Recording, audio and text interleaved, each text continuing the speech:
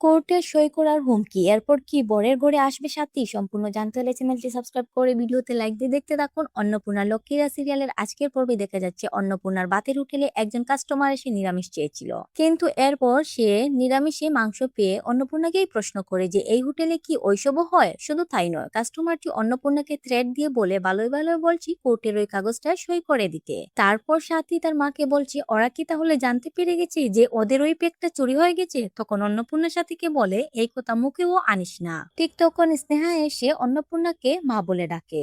স্নেহার ডাক শোনার পরই অন্নপূর্ণা স্তব্ধ হয়ে যায়। অন্যদিকে দুর্গা রাজকে জিজ্ঞেস করছে বাতের হোটেলের জমি খালি করার কথা ছিল, সেটার কি হলো? রাজ মনে মনে ভাবছে মাকে কি উত্তর দেবে। ওইদিকে মন্দিরে অন্নপূর্ণা ঈশ্বরের কাছে কাছে যাতে সাথের জীবন সঙ্গী তাকে যোগ্য সম্মানটুকু দেয়। সাথে কি তার যোগ্য জীবন সঙ্গী পাবে? আপনার কি মনে হয়? কমেন্ট বক্সে কমেন্ট করে জানান এবং এইরকম আরো আপডেট পেতে আমাদের ইউটিউব চ্যানেলটি সাবস্ক্রাইব করে রাখুন। ধন্যবাদ।